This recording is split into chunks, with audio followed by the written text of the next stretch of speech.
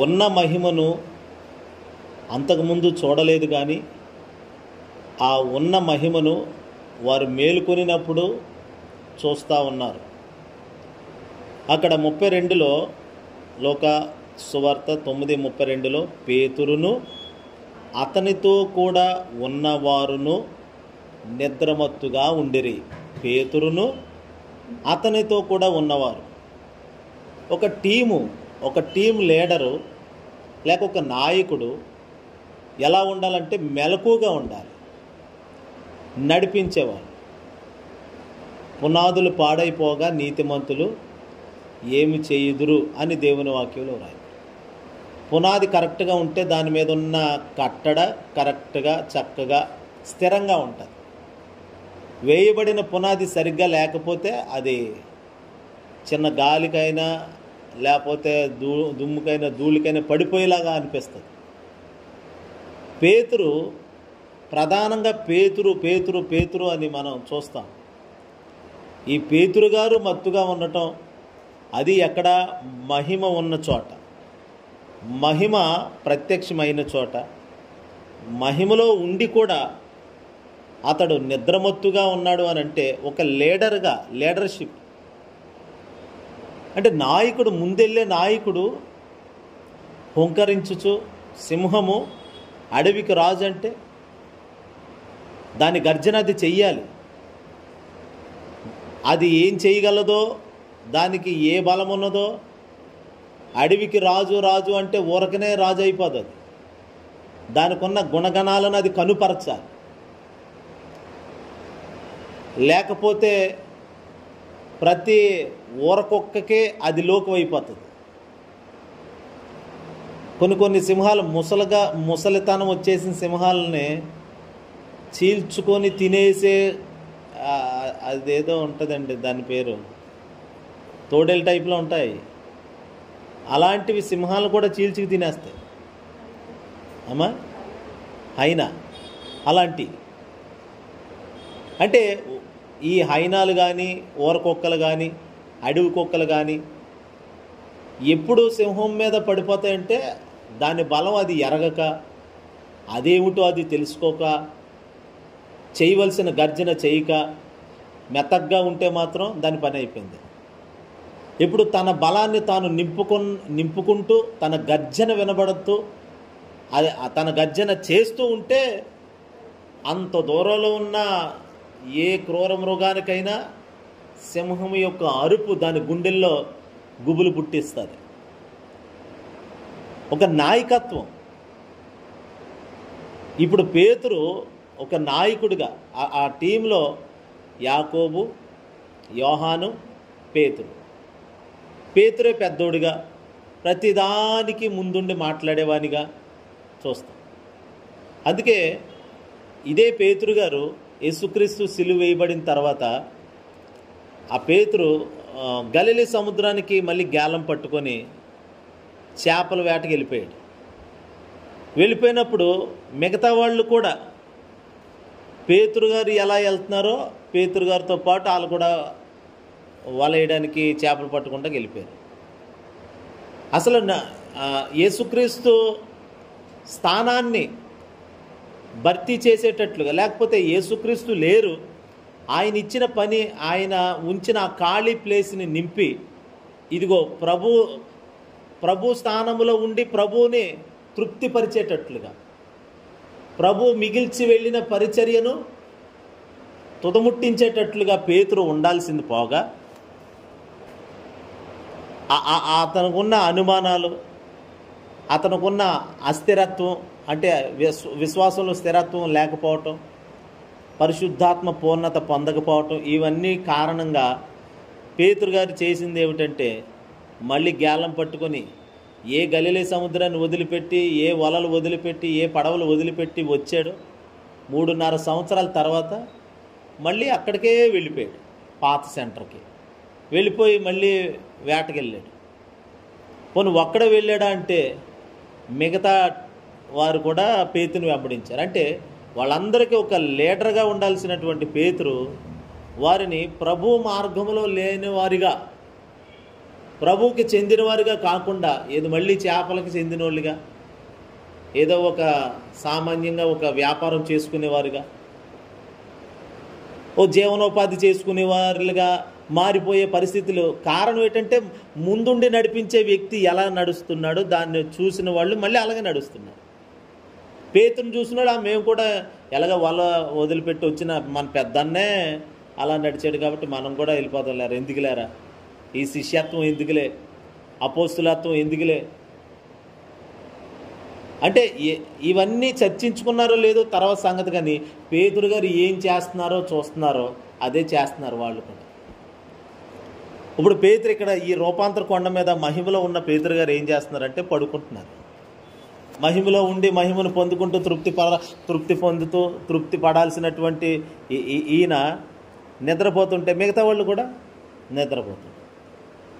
తల్లి ఎలా ఉంటుందో పిల్ల అలాగే అన్నట్టుగా, తండ్రి ఎలా ఉంటాడో కుమారుడు అలాగే ఉంటాడు అన్నట్లుగా, మనం ఏ మార్గం చూపిస్తామో ఆ మార్గంలోనే మన ఇంటి వారు కూడా నడుస్తారు. ఇక్కడ మాదిరికరమైన జీవితం చాలా ప్రాముఖ్యం. మహిమలో ఉన్నవారు మాదిరికరంగా ఉండాలని ప్రభు తెలియపరుస్తున్నారు. ఒక మాదిరిని ఇవ్వాలి, మనం రోల్ మోడల్గా ఉండాలి. ఓ మెలకు జీవితం కానివ్వండి, భక్తి జీవితంలో కానివ్వండి, ప్రభువుని వెంబడించే విషయంలో కానివ్వండి, ప్రతి విషయంలో కూడా మాదిరికరంగా ఉంటేనే మహిమలో మనం నివసించగలుగుతాం. మేలుకున్న తర్వాత మహిమను చూశాడు అంటే అంతకుముందు మహిమ లేదని కాదు, మహిమ ఉంది. కానీ మత్తుగా ఉండటం వల్ల అంతకుముందు నుండి ఉన్న మహిమను తెలుసుకోలేకపోతుంది. ఓ మాట చెప్తాను, మనలో ఉన్న కొన్ని రకాల మత్తు మొన్న కూడా చెప్పాను.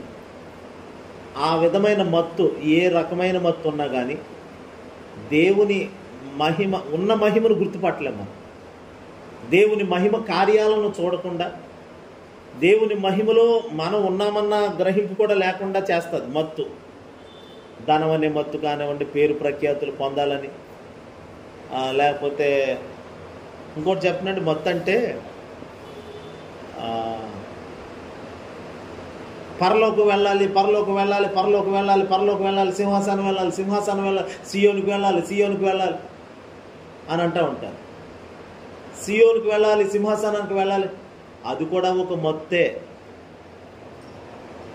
అసలు సియోనుకి ఎందుకు వెళ్ళాలనుకుంటున్నారు, ఎందుకు పరలోకం వెళ్ళాలనుకుంటున్నారు? సియోనుకి వెళ్ళాలండి, ఆ సింహాసనం మీద కూర్చోాలండి. సింహాసనం మీద కూర్చోవడం తర్వాత కానీ యేసును చూడాలనేనా, అసలు యేసుతో ఉండాలనే కదా. పరలోకం ఎందుకు వెళ్ళాలనుకుంటున్నాం? పరలోకం మనుషులకి మత్తుగా అనిపించడం కంటే యేసు చేతే మనం మత్తులుగా మార్చబడాలి. యేసుక్రీస్తే మనకి మత్తుగా ఉండాలి. అది మన మత్తు, అది మన వ్యామోహమే యేసుగా మారాలి. నేను పరలోకం వెళ్తానండి, కొంతమంది పరలోకం ఎందుకు వెళ్తారో కూడా, ఎందుకు వెళ్తామంటున్నారో కూడా అర్థం కాని రీతిలో పరలోకం వెళ్ళిపోవాలి, పరలోకం అసలు ఎందుకు? ప్రభుతో ఉండటానికి, ప్రభువుని చూడటానికి, అంతే. ఆ రెండే అది పక్కన పెట్టి సియోనికి వెళ్ళాలండి, ఆ సౌందర్య పట్టణానికి వెళ్ళాలి, ఆ సౌందర్య నగరానికి వెళ్ళాలి. కలలు కానొచ్చు, తప్పు లేదు. కానీ నేను అంటాను, అది కూడా ఒక మత్తే. సియోన్ అనేది అది ఒక వ్యామోహమే. ఆ వ్యామోహం కాస్త యేసు మీదకే తిరిగేలాగా మనం మారాలి. భక్తిలో ముదిరిపోయిన భక్తి చేయకూడదని పూర్వీకులు, పరిశుద్ధులు కొంతమంది చెప్పారు. అందుకనే మనం యేసుతోనే ఉండటం కొరకు, యేసుతోనే నడవటం కొరకు మాత్రం జీవితాన్ని కాపాడుకోవాలి తప్ప యేసు లేని సింహాసనం ఎందుకు, యేసు లేని పరలోకం మనకెందుకు చెప్పండి. హల్లెలూయా చెప్పండి. యేసుక్రీస్తు లేనిది ఏదైనా మనకి అది పంచ పర్వణాలైనా వ్యర్థమే కాదు. యేసు ఉంటేనే అక్కడ.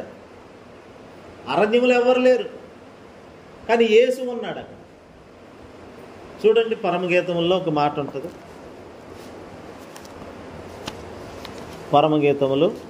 పరమగీతము 8వ అధ్యాయము 5వ వచనం చూడండి. 8వ అధ్యాయము 5వ వచనం చదవండి. తన ప్రియుని మీద ఆనుకొని అరణ్య మార్గమున వచ్చుచున్న ఈమె ఎవతే? చాలం చాలం. తన ప్రియుని మీద ఆనుకొని ఎక్కడి నుండి వస్తుందంట? అరణ్య మార్గము గుండా వస్తుంది. ఎక్కడుందామే? సంఘం ఎక్కడుంది? అరణ్యములో ఉన్న సంఘం. అరణ్యములో ఉన్న సంఘము ఎవరి మీద ఆనుకొని వస్తుందంటే ప్రియుడి మీద ఆనుకొని వస్తుంది. సంఘము, విశ్వాసులు, సేవకులు, దేవుని పిలుపు ఆయా రీతిలుగా పిలువబడిన పిలుపులు కలిగిన వాళ్ళు ఉన్నారు. అపోస్తులు, ప్రవక్తలు, కాపరులు, సువార్థికులు, ఉపదేశకులు అనే పిలుపు, 5 రకాల పిలుపులు. ఈ పిలుపు కలిగిన వారు మొత్తం మీద క్రీస్తుని వెంబడించే ప్రతి ఒక్కరూ యేసయ్య మీద ఆనుకొనే భక్తి చేయాలి. ఇంకో దేనిని బట్టో భక్తి చేయడం కాదు. పరలోకాన్ని భక్తి చేయడం కాదు. పరలోకంలో ఒక తేజస్సు, ఒక వెలుగు ఉందండి, ఆ వెలుగుని బట్టి భక్తి చేయడం కాదు. అక్కడ ఒక సింహాసనాన్ని బట్టి భక్తి చేయడం కాదు. లేదా అక్కడ ఉన్న 12 గుమ్మాలు బట్టి భక్తి చేయడం కాదు. లేకపోతే పరిశుద్ధాత్మ అన్య భాషలు మాట్లాడేయడమే భక్తి చేయడం కాదు. లేకపోతే వరాలను బట్టి భక్తి చేయడం కాదు. దర్శనాలకు అర్థం చెప్పడం, లేకపోతే భాషలకు అర్థం చెప్పడం, ఇవన్నీ కాదు. యేసు కోసమే భక్తి చెయ్యాలి. యేసుక్రీస్తు మీద ఆనుకోవాలి. దాన ధర్మ కార్యక్రమాలు చేస్తూ నేను అనేకులకు దానం చేయాలి, కుష్ఠరోగులు చూడాలి, ఇదంతా చెయ్యొచ్చు. యేసుని బట్టి అది చెయ్యాలి. దీనిని బట్టి యేసు కాదు, ఆ పనిని బట్టి యేసు కాదు, యేసుని బట్టే పని. దాన ధర్మం చేయొచ్చు అంటే అదొక మత్తు. నేను ఈ పనులు చేసి మహిమలోకి వెళ్ళిపోతాను, అనేకులకి సహాయం చేయి, కానీ అది దేవుణ్ణి బట్టి చెయ్యాలి. అంటే ఇవి చేసి పరలోకి వెళ్ళిపోవడం కాదు, యేసుని బట్టే పరలోకి వెళ్ళాలి. హల్లెలూయా. దాన ధర్మ కార్యక్రమాలు చేసి, పేదలకు ఆహారం పెట్టి, ఇవన్నీ చేసి నేను ఇంకా శ్రేష్టమైంది ఆశిస్తున్నానండి అని చెప్పడం కంటే కూడా యేసుని బట్టే ఆ పరలోకం వెళ్ళడానికి కూడా ఆస్కారం ఉంటుంది. ఈ దాన ధర్మాలు ఇవన్నీ కాదండి. అరణ్యములో ఉన్నది ఒంటరితనం, అన్ని పరిస్థితుల్లో కూడా యేసును చూస్తూ నడిపించబడుతున్నటువంటి ఒక కన్యక, ఎత్తబడబోయే సంఘము లేక మనము. అందుకని ఎవరిని దేవుడు కొన్నిసార్లు మనల్ని అరణ్యానికి తీసుకెళ్తాం. ఎవరిని చూడకూడదని అరణ్యపు మార్గం గుండా నడిపిస్తాడు. ప్రియుని మీద ఆనుకోవాలని ఇంకెవరు ఉంటారు అక్కడ? ప్రియుడు, ప్రియురాలు తప్ప. ఒక అమ్మాయి అబ్బాయి ఏకాంతంగా వెళ్ళి మాట్లాడుతున్నారంటే వాళ్ళకి ప్రైవేసీ, ఇంకా ఏ డిస్టర్బెన్స్ ఉండకూడదు, ప్రశాంతంగా మాట్లాడకూడదు. అది లోకపు తీరైతే ప్రభు కూడా కొన్ని పర్యాయాలు మన నుండి అన్ని దూరం చేస్తూ, ప్రతి వ్యామోహం నుండి మనల్ని బయట పడేస్తూ, ఏ వ్యామోహంలో మనం చిక్కుకోకుండా కేవలం ప్రభువే మన వ్యామోహంగా పెట్టుకొని మనం భక్తి చేయాలని ప్రభు కోరుకుంటాడు. మనకున్న వ్యామోహమే యేసు, అంతే.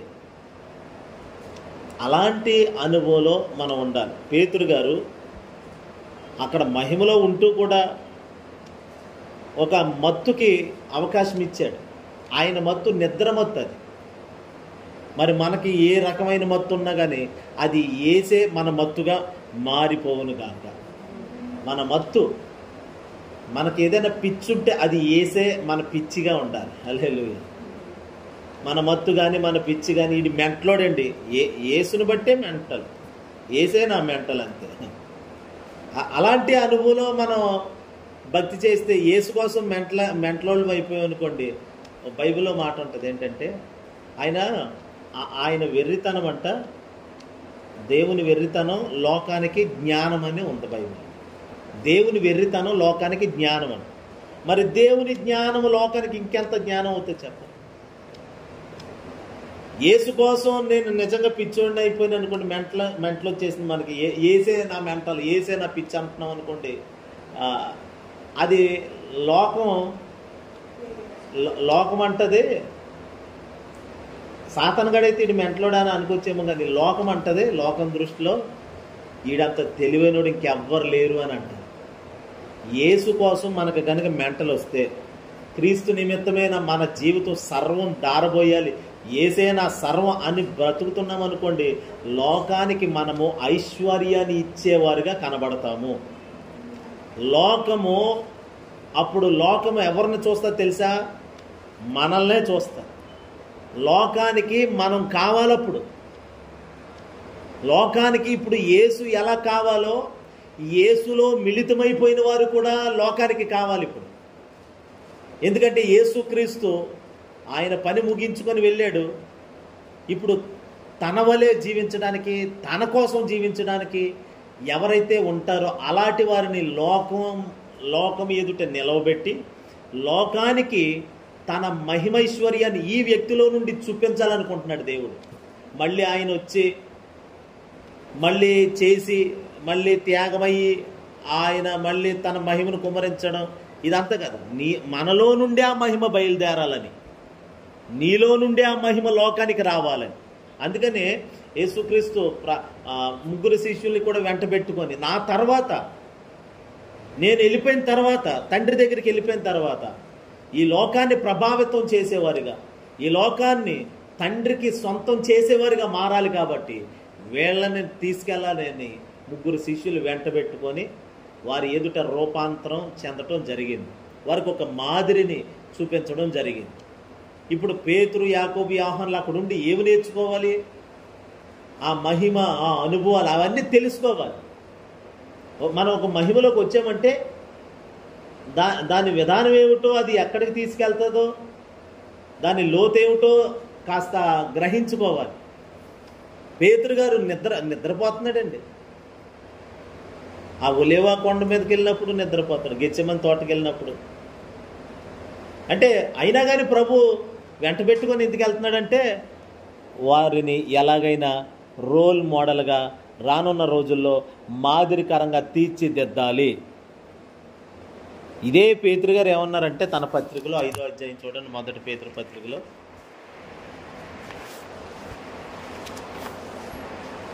మొదటి పేతురు పత్రిక 2వ అధ్యాయము 21వ వచనం.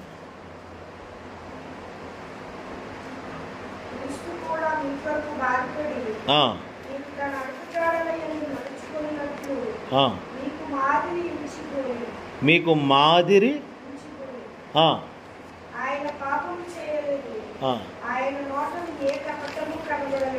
అదిగోండి ఒక మాట.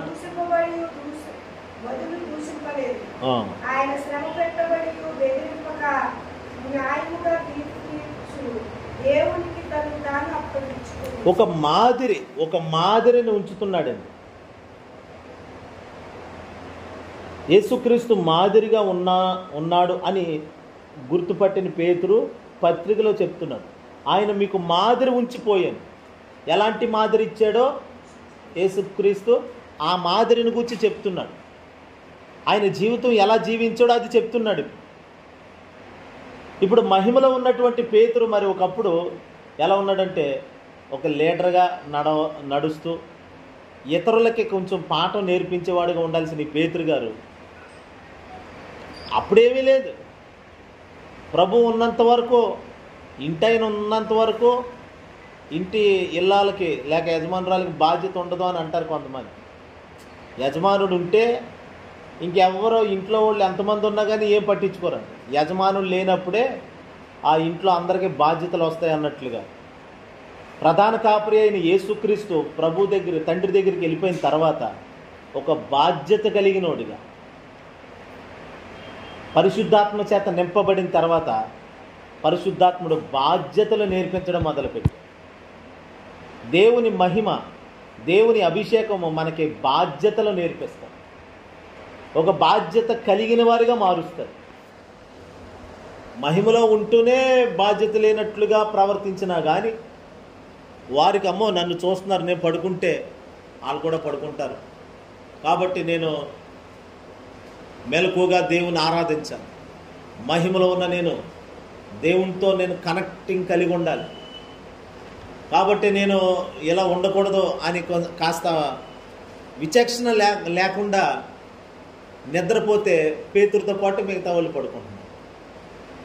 మనం పక్కన వాళ్ళకి ఏమి నేర్పిస్తున్నాం, మన ఇంటి వారికి ఏమి నేర్పిస్తున్నాం, మనం ఆలోచన చేసుకోవాలి, సరి చేసుకోవాలి ఈ విషయంలో. ఒకవేళ మనల్ని బట్టి ఎవరైనా కొంచెం పొరపాటుగా వారి మార్గం తప్పిపోయిందేమో, మనల్ని బట్టి వాళ్ళు తప్పు త్రోవలోకి వెళ్ళిపోతున్నారేమో, అలా వెళ్ళకోకుండా కొంచెం నేను మాదిరిగా ఉండాలి, నేను ఒక లీడర్గా ఉండాలి. నా దగ్గర ఒక 2 ఉన్నారు, లేక 3 ఉన్నారు, 10 మంది ఉన్నారు. ఈ ఇద్దరికే నేను సరైన మాదిరిస్తే తర్వాత రేపు అన్నాడు అనేకులకి మాదిరికరంగా మారుతాను. ప్రభు మాట మళ్ళీ గుర్తు చేస్తున్నాను, నీవు ఈ కొంచెంలో నమ్మకంగా ఉన్నావు కాబట్టి అనేకమైన వాటి మీద నేను నిన్ను మళ్ళీ నిలబెడతాను అని ప్రభు చెప్పి ఇవ్వబడిన, అంటే పేతురుని వెంబడించే వాళ్ళు 2 ఉన్నారు అనుకోండి. 2 ఆ మహిమలో, పేతురుకి ఇవ్వబడిన మహిమలో, ఆ మహిమను చూస్తూ అనుభవిస్తూ నేను మహిమను కలిగి ఉన్నానన్న గ్రహింపులో ఉంటే ఆ ఇద్దరికి కూడా నిద్ర లేకుండా మహిమలో ఏం మాట్లాడుతున్నారో ఏంటో కాస్త జ్ఞానంగా మాట్లాడదు. వాళ్ళ పక్షంగా పేతురే మాట్లాడేస్తాడు. అంటే పేతురు మాటే వాళ్ళ మాట, వాళ్ళ మాటే. అట్లాగా ఒక టీముగానే ఉన్నారు. ఆ టీముకి ప్రధానమైన వ్యక్తి పేతురు. యేసుక్రీస్తు చనిపోయిన తర్వాత కూడా మొత్తం 12 మంది, ఆ మిగిలిన 11 మందికి కూడా పేతురే నాయకుడు. పేతురుగా నాయకత్వం అన్నట్టుగా మారింది. కానీ ఆ పేతురు గారే ఇప్పుడు మాదిరి లేకపోవడం శోచనీయం. కాబట్టి దేవుని బిడ్డలు, ఇంటికి పెద్దోళ్ళు లేకపోతే భక్తిలో కొంచెం ముందు నుండి భక్తిలో కొనసాగుతున్నాం అనుకునే లాంటి వాళ్ళు ఇంటి వారికి ప్రార్థనలో మాదిరిగా ఉండాలి, కుటుంబ ప్రార్థనలో మాదిరిగా ఉండాలి, సన్నిధికి వచ్చే విషయంలో మాదిరిగా ఉండాలి, దేవునికి పరిచర్య చేసే విషయంలో మాదిరిని చూపించాలి. ప్రతి దాంట్లో మాదిరిని చూపించుకుంటూ వెళ్ళాలి. ఈ ఇద్దరు విషయంలో నువ్వు నమ్మకంగా ఉంటే రేపు ఇంకా అనేకమైన విషయాలలో దేవుడు నిన్ను నిలబెట్టి ఘనమైన పాత్రగా వాడుకోవడానికి తన మహిమను నీకు ఇవ్వాలనుకుంటున్నాడు దేవుడు. ఇప్పుడు ఆ మహిమను ఏం చేస్తావు? ఇవ్వబడిన మహిమను నిద్రకి ఖర్చు పెడితే ఎలాగా? దేవుడు మనకిచ్చిన మహిమ, మనలో ఉన్న మహిమ తిండి కోసమో నిద్ర కోసమో, దేవుడు మన మీద ఖర్చు పెట్టిన మహిమంతా లోకానికి ఏమంటే లోకపు కార్యక్రమాలు చేయడం కోసం కాదు, దేవుని నామం మహిమపరచబడడం కొరకు ఆయన తన మహిమను మనకి ఇచ్చాడు. ఇప్పుడు మనము దేవుని మహిమ కలిగిన మందిరం. ఈ మహిమ కలిగిన మందిరంలో ఎప్పుడు మహిమ ఉండాలని ప్రభు చూస్తుంది. ఎప్పుడు మహిమను నింపుకోవాలి. మహిమ ఉన్న చోట మత్తు ఉండకూడదు. ఇక ఇందా చెప్పాను, మత్తు అంటే పేతురుకి నిద్ర మత్తు. కానీ మన జీవితంలో అది ఏ రకమైన మత్తు ఉన్నా దానిని తొలగించుకొని యేసుక్రీస్తునే మనకి ఒక మత్తుగా ఎంచుకొని పరిశుద్ధాత్మ చేత మత్తులుగా మార్చబడి, హల్లెలూయా, పరిశుద్ధాత్మ చేత మత్తులుగా మార్చబడి ఆ తర్వాత మేడగదిలో వాళ్ళందరూ పరిశుద్ధాత్మ చేత నింపబడి వారందరూ మత్తులుగా మార్చబడ్డారని వాక్యంలో చూస్తాం. అంత మత్తు ఎక్కడి నుండి వచ్చింది అంటే పేతురుకున్న నిద్రమత్తు దెబ్బకి ఎగ్గరగొట్టేసేది పరిశుద్ధాత్మలో ఉన్న శక్తి. సరైన బలమైన అభిషేకం పొందుకుంటే, పరిశుద్ధాత్మకి కరెక్ట్గా మనం సెట్ అయితే, పరిశుద్ధాత్ముడు మనం కలిసి ఏకమైపోతే మన జీవితంలో ఏదైతే అవరోధంగా దేవునికి మనకి మధ్యలో ఉంటుందో అవన్నీ తీసేస్తాడు పరిశుద్ధాత్మ, కాల్చిపడేస్తాడు. సరైన వేలోకి వచ్చేయాలి. ఎప్పుడైతే మేడగదిలో రావాల్సిన చోటుకు వచ్చి ఆత్మచేత నింపబడాలని ఆత్మ కొరకు కనిపెడుతున్నారో, పరిశుద్ధాత్మను పొందిన తర్వాత ఈ నిద్రమత్తు ఇవన్నీ ఎగిరిపోయినాయి. యేసునామం, హల్లెలూయా. సరిగ్గా మార్చబడ్డా, సరిగ్గా ఉపయోగపడే పాత్రగా మారిపోయారు. కంసాలి వాడు ఎలాగైతే దానిని నిప్పుల్లో పెట్టి కాల్చి సరిచేస్తాడో, పరిశుద్ధాత్మ అనే అగ్ని కొలిమిలో వీళ్ళందరిని పెట్టి దేవుడు కాల్చి ఒక్కొక్కరిని ఒక్కో ఆయుధంలాగా బయటికి తీశాడు. అప్పుడు పేతురు ఒక ఆయుధంలాగా బయటకు వచ్చాడు. అంతకుముందు అంటే మత్తుతో వెళ్ళాడు అందులోకి. ఇప్పుడు మత్తు లేదు, నిద్ర మత్తుతో కాదు, ఇప్పుడు లేకపోతే తిండి మత్తు కాదు, ఇక ఏదీ లేదు. పేతురు ఎవరు అనంటే పేతురు అపోస్తులుడు. పేతురు ఎవరు అనంటే క్రీస్తు తోడి వారసుడు, యేసుక్రీస్తుతో నిలిచేవాడు. యేసుక్రీస్తు ఇచ్చిన మహిమను అతడు పొందుకుంటూ ఆ మహిమను అనేకులకు చూపించవలసిన వాడు. రేపు మహిమలో పాలివాడనైన నేను అని అంటాడు చూడండి తన పత్రికలోనే. బయలుపరచబడబో మహిమలో ఆ మాట ఎక్కడుంది? హల్లెలూయా.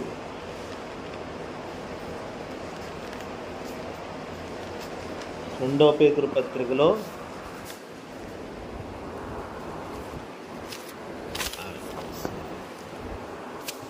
2 పేతురు పత్రికలో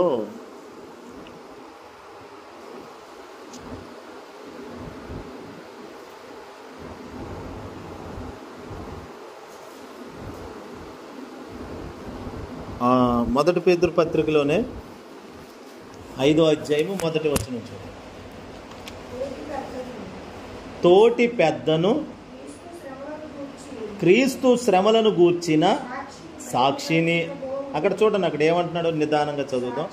1 తోటి పెద్దను, 2 క్రీస్తు శ్రమలను గూర్చిన సాక్షిని, 3 బయలుపరచబడబోవు మహిమలో పాలివాడనునైన నేను. ఎవరో పత్రిక ఎవరిది ఇది? ఏమంటున్నాడు ఇప్పుడు? బయలుపరచబడబోయే మహిమలో పాలివాడంటే ఏంటండి? పాలివాడంటే ఏంటి? పాలివాడంటే ఏకమైన వాడు, ఆ మహిమలో భాగము అనుభవించవలసిన వాడు. నేను కూడా నీతో పాలివాడినే, నేను కూడా నీతో ఏకమే. బయలుపరచబడబోయే మహిమలో పాలివాడంటే ఆ మహిమకు సంబంధించినోడు పేతురు. హల్లెలూయా. మరి ఒకప్పుడు ఒక నిద్రమత్తు, మాదిరికరమైన అనుభవం లేదు. కానీ ఎప్పుడైతే కాస్త దేవుడు వాళ్ళని మేడగదిలో పెట్టాడో, అంటే మేడగదిలో దేవుని మహిమైశ్వర్యము దిగొచ్చిన సమయం అది. అంటే పరిశుద్ధాత్ముడు తన శక్తిని బలమును కుమ్మరించి ఆయన వ్యక్తిగా దిగొచ్చిన సమయం అది. అప్పుడు పేతురు పరిశుద్ధాత్ముడు ఏకమైన సమయం అది. పేతురు పరిశుద్ధాత్ముడు కలుసుకున్న సమయం. హల్లెలూయా చెప్పండి జాగ్రత్తగా. పేతురు పరిశుద్ధాత్ముడు కలుసుకున్నట్టే మనము పరిశుద్ధాత్ముడు కలుసుకున్నప్పుడు కార్యాలు జరుగుతాయి. మనలో నుండి దేవుని మహిమ బయలుపరచబడటం ఒక ఎత్తు, మనము తిరిగి వెళ్ళి మహిమలో కలిసిపోవడం మరో ఎత్తు. ఇప్పుడు పేతురు కొరకు ఒక మహిమ కాసుకొని ఉంది. పేతురు కొరకు ఏమిటి?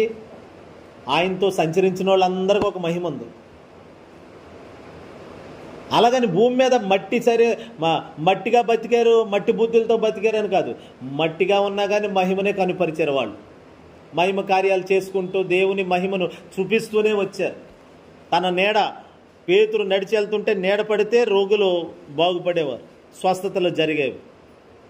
తన చేతి రుమాళ్ళు తగిలిన రోగులు, తన నడికట్టు తగిలిన రోగులు బాగుపడేవాళ్ళు. ఏమిటి అని అంటే యేసయ్య మహిమ పేతురులో ఉంది. ఆ మహిమ రోగుల్ని తాకేది. రోగులు వచ్చి ముట్టుకుంటే దేవుని మహిమ పేతురులో నుండి బయలుపడి అనేకుల్ని స్వస్థపరచడం, చనిపోయిన వాళ్ళని లేపడం, ఇదంతా చేస్తూ వచ్చింది. అంటే దేవుని మహిమ స్వస్థతలో అద్భుతాల వలన బయలుపరచబడుతుంది.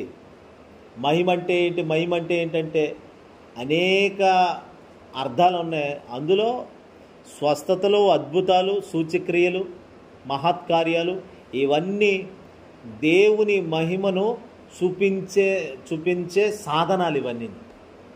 దేవుని మహిమేంటి అది అన్నట్లుగా. హల్లెలూయా. ఇప్పుడు తోటి పెద్దను, తర్వాత క్రీస్తు శ్రమలను గూర్చిన సాక్షిని, బయలుపరచబడబోయే మహిమలో పాలివాడను నేను. నాకొక మహిమ ఉంది, నాకొక మహిమ, నేను అనుభవించబోయే మహిమ ఉంది. ఇప్పుడు మహిమలోనే ఉన్నాను, ఒక మహిమను కూడా నేను చూడబోతున్నాను అనేది ఒక ఎంత వాంఛతో ఉన్నాడో చూడండి పేతురు. హల్లెలూయా. దేవుని బిడ్డలారా, మనం మాదిరిగా ఉండాలి. చాలామంది పెద్దోళ్లే కానీ మాదిరికరమైన జీవితం జీవించరు. మాస్టారు పాఠాలు చెబుతూ పిల్లలకు సరైన మాదిరిని చూపించాలి, వాళ్ళకి సరైన రోల్ మోడల్ చూపించాలి. ఆ మాస్టారు పాఠాలు చెప్పి బయటికి వెళ్ళి సిగరెట్ కాల్చుతున్నాడు అనుకోండి, ఇక వచ్చే స్టూడెంట్స్ ఏమి నేర్చుకుంటారు? మా మాస్టారు ఇప్పుడు దాకా పాఠాలు చెప్పాడు కానీ ఇప్పుడు వేరే విధంగా ఉన్నాడు అనుకుంటారు. ఓ మాదిరిని చాలా ప్రాముఖ్యంగా మనం చూపించవలసిన వారమై ఉన్నాం. మాదిరి లేని జీవితం వ్యర్థం. అందుకనే చూడండి, దానియేలు తన స్నేహితులకి ఎంత మాదిరికరంగా ఉంటాడంటే, ఇదిగో మీరు ప్రార్థన చేయండి అని వాళ్ళకి చెప్పి తన గదిలోకి వెళ్ళి తను కూడా ప్రార్థన చేస్తాడు. జ్ఞానులందరికీ వచ్చినటువంటి శ్రమను బట్టి, శిక్షణ బట్టి మనం ఇప్పుడు ఏం చేయాలి? మనం ఏం చేయాలంటే ప్రార్థన చేద్దామని చెప్పి వాళ్ళని ప్రార్థనలో పెట్టి దానియేలు వెళ్ళి నిద్రపోతలేదు, కానీ దానియేలు కూడా ప్రార్థనలోనే ఉన్నాడు. అందుకని వారి ప్రార్థన, దానియేలు ప్రార్థన, టోటల్గా దేవుడు ఆ నెబుకద్నెజరుకి వచ్చిన కలభావము రెండు అదిగో దానియేలుకు బయలుపరచబడ్డాయి. వచ్చిన కళ ఏంటో, కళకి భావం ఏంటో కూడా దేవుడు ముందే బయలుపరిచి ఉంచాడు. ఇది ఎలా జరిగింది అని అంటే, అది ఒక బాధ్యతగా, ఒక మాదిరిగా, ఎవరైతే మాదిరిగా ఉండాలనుకుంటారో వాళ్ళకి దేవుడు మర్మాలను బయలుపరుస్తాడు, గొప్ప మర్మాలను దేవుడు బయలుపరుస్తాడు. పోలే ఏదోట్లే అనుకొని ప్రవర్తించామనుకోండి, బయలుపరచబడబోయే మహిమలో కూడా ఒకవేళ స్థానం కోల్పోతామేమో. జాగ్రత్త పడాలి ఈ విషయంలో. ఇప్పుడు పేతురు నిద్రపోతుంటే మిగతా వాళ్ళు నిద్రపోతున్నారు. పేతురు వల పట్టుకొని గలిలీ సముద్రానికి వెళ్ళిపోతే వాళ్ళు కూడా వల పట్టుకొని గలిలీ సముద్రం వెళ్ళిపోతున్నారు. మరి ఏమిటి అని అంటే, అదే మహిమలో ఉన్న మహిమకరమైన జీవితం జీవించాలన్న వాంఛ లేకపోవటం. రెండవది పరిశుద్ధాత్మను రుచి చూడకపోవటం. మనం ప్రతిసారి పరిశుద్ధాత్మను పొందుకోవాలి. అంటే సంఘానికి వచ్చినప్పుడు పరిశుద్ధాత్మను గట్టిగా పాట పాడితే మనం పొందుకుంటాం చూడండి. గట్టిగా పాట పాడితే, శబ్దాలు వినబడితేనో పరిశుద్ధాత్మ పొందటం, లేకపోతే గట్టిగా చప్పట్లు కొడితేనో అన్య భాషలు మాట్లాడటం కాదు. నిమ్మలంగా కూర్చొని అన్య భాషలు మాట్లాడే ఒక అభిషేకం పొందుకోవాలి. హల్లెలూయా.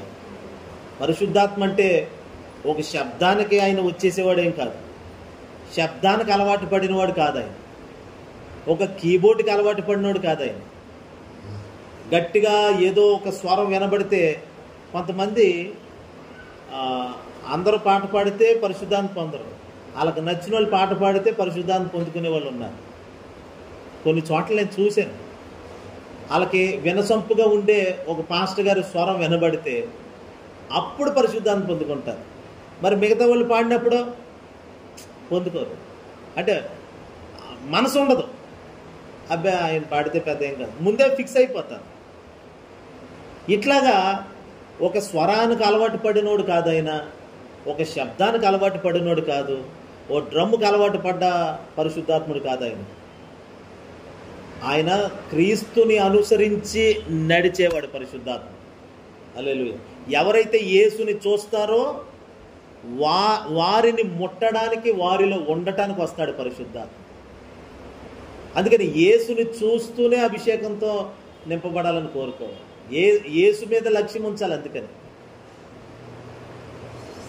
జనాలను చూస్తే కొంతమంది పరిశుద్ధాత్మ పొందుకుంటారు, మనుషులను చూస్తే.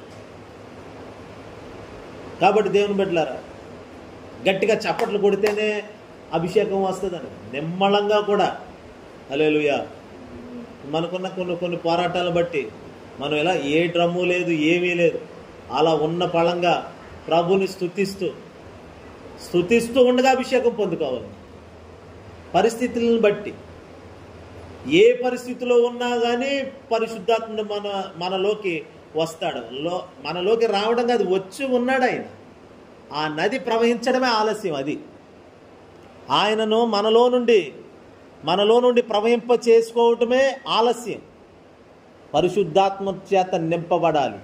పేతురు తన జీవితంలో దేవుని మహిమలో ఉన్న మహిమను గుర్తించకుండా ఉన్నాడు కాబట్టి కొంతకాలం తర్వాత పరిశుద్ధాత్మను పొందుకోవడానికి మేడగదిలోకి వెళ్ళాక అప్పుడు తెలిసింది దేవుని మహిమ యొక్క విలువేమిటో.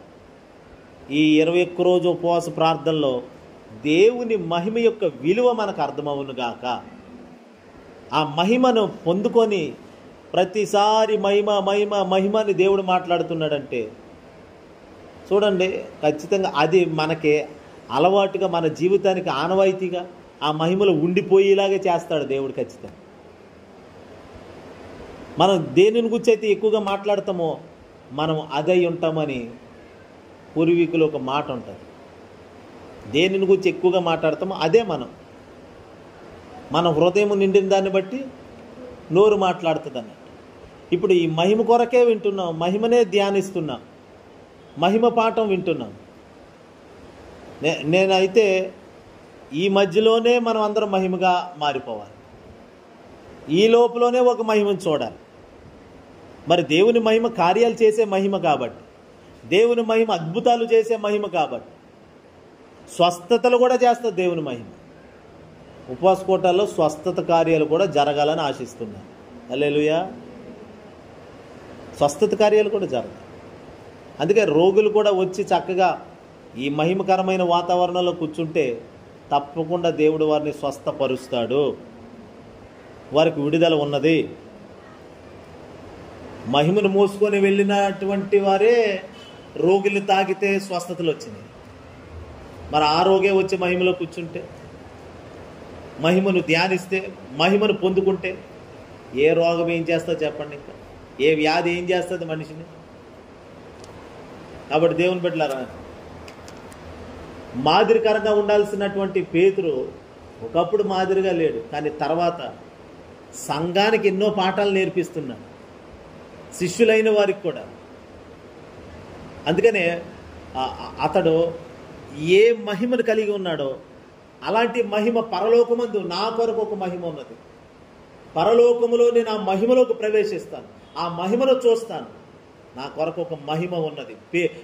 పౌలు అంటాడు కదా, నా కొరకు నీతి కిరీటము ఉంచబడిందని చెప్పి. హల్లెలూయా. అలాగే మనం కూడా ఒక నిరీక్షణ, నేను కూడా చెప్పాను, మహిమ నిరీక్షణ పుట్టిస్తుంది. మన మహిమ యేసుక్రీస్తు మనలో ఉండి మనకి నిరీక్షణను కలిగిస్తాడు. పేతురు, నీకు నిరీక్షణ ఉందా? ఉంది. ఏంటి? బయలుపరచబడబోయే మహిమ ఉంది, ఇంకా అత్యధికమైన మహిమ, అందులోకి వెళ్ళబోతున్నాను నేను అంటే నీ నిరీక్షణ అది. అవును. మరి మన నిరీక్షణ ఏమిటి? ఈ ఉపవాస కూటాల్లో దేవుని మహిమతో నింపబడి మహిమ కార్యాలు చూడటం కాదు, చేసేవారుగా మారిపోలేసినాం. హల్లెలూయా. అందుకనే దేవుని బిడ్డలారా, మరో మాట కూడా చూద్దాం. చూడండి, అదేనా మొదటి పేతురు పత్రిక 4:14 చూడండి.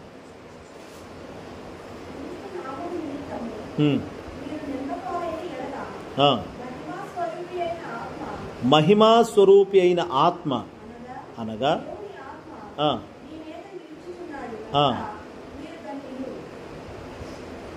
చూడండి, మహిమా స్వరూపి అయిన ఆత్మ మీ మీద నిలుస్తున్నాడు. ఎందుకు నిలుస్తున్నాడంటే, క్రీస్తు నిమిత్తము మీరు నిందల పాలైనప్పుడు, క్రీస్తు నిమిత్తం మీరు హేళన చేయబడుతున్నప్పుడు, యేసుక్రీస్తు నిమిత్తం మీకు ఎలాంటి శ్రమ వచ్చినా కానీ శ్రమల్లో ఉన్న వారికి మహిమా స్వరూపి అయిన దేవుని ఆత్మ వారికి తోడుగా ఉంటాడు. యేసుక్రీస్తును గుర్చినటువంటి శ్రమలు, ఈ బాధలు, ఇవన్నీ ఏమిటి అని అంటే మహిమ. గతంలో కూడా మనం ధ్యానం చేసి శ్రమల్లోనే మహిమ ఉన్నదని. హల్లెలూయా. శ్రమల్లో గొప్ప మహిమ ఉన్నది. ఇప్పుడు పేతురు జీవితంలో ఎన్నో రకాల శ్రమలు చరిత్రలో కూడా చెప్తున్న సత్యం ఏంటంటే పేతురు చాలా ఎత్తర మనిషి అని, అలాంటి ఎత్తుగా ఉన్న పేతురు గారిని చెరసాల్లో బంధించినప్పుడు కొన్ని నెలల పాటు ఇలా వంగిపోయే ఒక చెరసాలలో కూర్చోడానికి ఉండదు, పూర్తిగా నిలబడడానికి ఉండదు, ఎటు తిరగడానికి వీలు కాని అలాంటి ఒక ఇరుకైన చెరసాలలో సంకెళ్ళు వేసి బొండ వేసి బిగించేసి అలా బంధించేశారంట పేతురు గారు. మలమూత్రాలు అన్నీ అక్కడే. ఇంకోటి ఏంటంటే శవాలు ఉంటాయంట, అందులో చచ్చిన శవాలు అలాగే ఉంటాయి తీరు. మనిషి దగ్గర వచ్చే దుర్వాసన కంటే కూడా చచ్చిన శవం వాసన ప్రపంచంలో దానంత దుర్వాసన ఇంకోటి ఉండదండి. అలాంటి భయంకరమైన దుర్వాసన కొడుతున్న శవాల మధ్యలో పెట్టి పేతుర్ని హింసించారు. అలా అలా అలా అలా వంగిపోయినాడంట కొన్ని నెలల పాటు అలా చెరసాలలో. పూర్తిగా కూర్చోడానికి లేకుండా వీలు లేదు, పూర్తిగా నిలబడడానికి లేదు, ఎటు తిరగడానికి లేదు, అలా ఉండిపోయాడండి. అసలు చూడండి ఎలాంటి శ్రమలు అతని జీవితంలో వచ్చినాయి. అదే అంటున్నాడు. ఏమంటున్నాడంటే ఆ పత్రికలో, మహిమా స్వరూపి అయిన ఆత్మ మీ మీద నిలుచుచున్నాడు. అంటే ఇప్పుడు పేతురు మీద ఎవరున్నారు? మహిమా స్వరూపి అయిన పరిశుద్ధాత్ముడు ఉన్నాడు. పరిశుద్ధాత్ముడు ఎవరు? మహిమా స్వరూపం. మహిమకు స్వరూపం ఉంటే అదే పరిశుద్ధాత్ముడు. ఆ పరిశుద్ధాత్ముడు పేతురు మీద, ఆ మహిమ పేతురు మీద ఉన్నాడు కాబట్టి అందుకని అలాగా ఆ శ్రమల్లో నిలబడగలిగాడు, తట్టుకోగలిగాడు, ఓర్చుకోగలిగాడు, సహించుకోగలిగాడు. ఇప్పుడు చెప్తున్నాడు, శ్రమల్లో బాధల్లో ఏమాత్రం నోరు పారేసుకోమాకండి, ఇదిగో మహిమా స్వరూపి అయిన ఆత్మ మీ మీద నిలుస్తాడు నిందలు వచ్చినప్పుడు.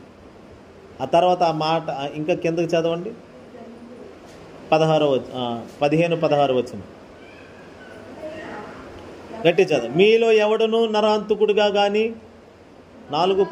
దొంగగా కానీ, దుర్మార్గుడిగా కానీ,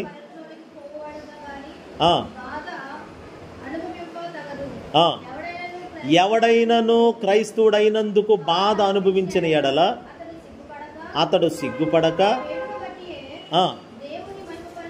ఆ పేరును బట్టే దేవుని మహిమపరచాలి. ఏ పేరును బట్టి? నీకు ఎలాంటి నింద వేశారో నీ మీద, నీకు ఎలాంటి పేరు తగిలించారో ఆ పేరును బట్టే దేవుని మహిమపరచు. వీడు దొంగ, నువ్వు దొంగతనం చేయలేదు, కానీ నీ మీద పడిన ముద్ర ఏంటి? దొంగ. ప్రభువా నన్ను దొంగ అన్నారయ్యా, అందుకు నీకు స్తోత్రం నాయనా. నన్ను వాళ్ళు దొంగ అన్నారు నిన్ను బట్టి, అందుకు నీకు స్తోత్రం ప్రభువా. దేవుణ్ణి మహింపరచాలి ఈ శ్రమల్లో, ఈ బాధల్లో, ఈ కష్టాల్లో. అందుకని 5వ అధ్యాయం మొదటి లైన్లో ఉంది కదా, క్రీస్తు శ్రమలను గూర్చిన సాక్షిని. క్రీస్తు శ్రమలు నేను కూడా అందులో పాలిభాగస్తుని. శ్రమల్లో పాలిభాగస్తులుగా ఉంటేనే మహిమలో పాలిభాగస్తులుగా ఉంటాం. ఒక్క మహిమే కావాలండి అంటే మరి శ్రమ వద్దా? ఇప్పుడు శ్రమల గుండా వెళుతున్నాం మనం. హల్లెలూయా. తప్పకుండా ఒక మహిమను చూస్తాం మనం. చూడండి, ఒకప్పుడండి ఆ చెట్టు చోటన ఆరాధన పెట్టుకునేవాళ్ళు అండి. ఆ కాలం ఒడ్డు మీద ప్రార్థన చేసుకునేవాళ్ళు. పలానా రోడ్డు పక్కన పెంట దెబ్బ మీద ఆరాధన చేసుకునేవాళ్ళు. ఒకప్పుడు ఎన్నో అలా అలా అలా అలా తిరిగాం. ఈరోజు ఇంత మహిమ కలిగిన మందిరం దేవుడిచ్చాడండి అని ఒక సాక్ష్యం. మనం అలా తిరుగుతూ ఉన్నాం, ఇల్లులు తిరుగుతున్నాము, స్థలాలు తిరుగుతున్నాము, ఏదో దేవుడు నడిపించిన మార్గంలో అలా తిరుగుతున్నాం. ఒకరోజు దేవుడు మనల్ని ఒక మహిమకరమైన అనుభవంలో నిలబెడతాడు, ఒక మహిమకరమైన స్థలంలో నిలబడతాడు. ఇప్పుడు ఆత్మలు సరిగ్గా రాక, కొరతగా, మందిరం ఖాళీగా, ఇప్పుడు ఇలాంటి పరిస్థితిని తట్టుకొని ఓర్చుకొని ప్రభువుకి ప్రార్థన చేసుకుంటూ ముందుకు కొనసాగుతున్నాం. రేపు రాబోయే రోజుల్లో దేవుడు విస్తారమైన ఆత్మల్ని దేవుడు పెట్టబోతున్నాడు. అలాంటి ఒక మహిమను చూస్తాం, మనం భూమి మీద చూస్తాం. రేపు రాబోయే ఆ నిత్యత్వంలో కూడా ఆ మహిమలోనే ఉండబోతున్నాం. కాబట్టి మనం ఎవరు అంటే మహిమను కలిగిన వారమై ఉన్నాం. ఇప్పుడు మహిమను కలిగిన మనము మాదిరిగా ఉండాలి అనేది మాత్రం మర్చిపోకు. మనం ఎటు వెళ్తే మన వెనకాల నడిచేవారు కూడా వాళ్ళు అటే వస్తారు. మనం ఎలా నడుస్తున్నామో కాస్త చూసుకుంటూ ముందుకెళ్ళాలి. ఒకని ఎదుట సరి అయినదిగా కనబడు మార్గం అది తుదకది మరణమునకు దారి తీయను. ఇది సరి అయినదే, ఇది మంచిదే అనుకునేటప్పుడు అది దేవుడు చెప్పాడా లేదా అని చూస్తూ ముందుకెళ్ళాలి. దేవుడు చెప్పని మార్గంలో ఉంటే అది మరణానికే తీసుకెళ్ళిపోతుంది.